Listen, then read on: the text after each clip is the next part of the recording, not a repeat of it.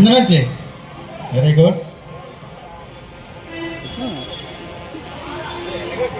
Ready, say no to, ready చెప్పాలి, say no to drugs. Okay, say no to, say no to, say no to, say yes to life. Okay, say yes to, say yes to life.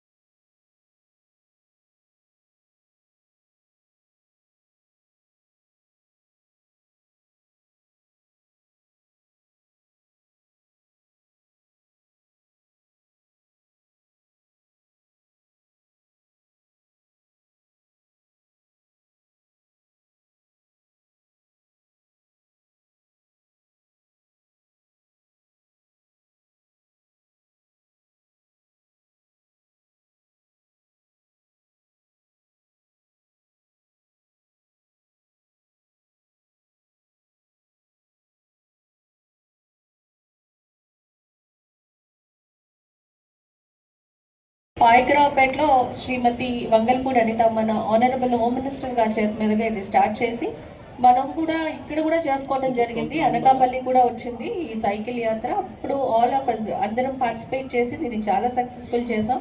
దీంట్లో మన గౌరవనీయులు MLA Ramakrishna గారు కూడా participate చేశారు. Collector madam కూడా ఇక్కడ participate చేయడం జరిగింది. తర్వాత ఈ ప్రోగ్రామ్ ఏదైతే ఉందో అది 53 రోజులు కంప్లీట్ చేసుకుని ఈరోజు ఇచ్చాపురంలో ఎండింగ్ స్టేజ్కి వచ్చి అక్కడ క్లోజ్ చేయడం జరుగుతుంది.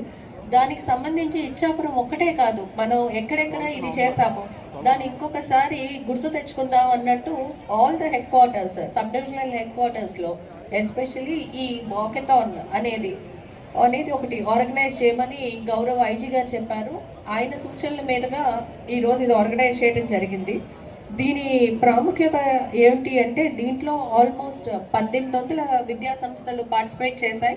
1,14,000 మంది పిల్లలు ఈ ఈ ప్రోగ్రామ్ ఈ సైకిల్ యాత్రలో పార్టిసిపేట్ చేయడం జరిగింది. ఇది ఏదైతే ఉందో అది పాయకరావుపేటలో స్టార్ట్ చేసి ఇచ్చాపురం వరకు 53 డేస్ ఈ ప్రోగ్రామ్ జరగటం జరిగింది. గంజాయి రహిత సమాజం ప్రతి పట్టణంలో సాంస్కృతిక కార్యక్రమాలు, నృత్యాలు, గేయాలు, ప్లెకార్డ్స్, పోస్టర్స్, బ్యానర్స్ దీని ద్వారా అవగాహన కలిగించడం ఈ సైకిల్ యాత్ర యొక్క ముఖ్య ఉద్దేశం. అండ్ దీని ద్వారా మాకు ప్రజాస్పందన అయితే చాలా బాగా వచ్చింది. చాలా స్కూల్స్ పిల్లలు అందరూ పార్టిసిపేట్ చేసి గాంజా ఇల్ ఎఫెక్ట్స్ ఏవైతే ఉన్నాయో ప్రతి ఒక్కరికి ఈరోజు తెలియటం జరిగింది. మత్తు పదార్థాలకి దూరంగా ఉండాలి. పిల్లలందరి నోట్లో ఇప్పుడు కామన్గా వినిపిస్తున్నది ఏంటి అంటే సే నో టు డ్రగ్స్. ఈ అవుట్ రీచ్ అనేది ఈ సైకిల్ యాత్ర వల్ల ఇంకా ఇంకా పెరిగిందనే మేము చెప్పుకోగలుగుతున్నాము. అండ్ గంజాయి గురించి వస్తే Anakapalli sub division Anakapalli district చేసిన వర్క్స్ కొద్దాం.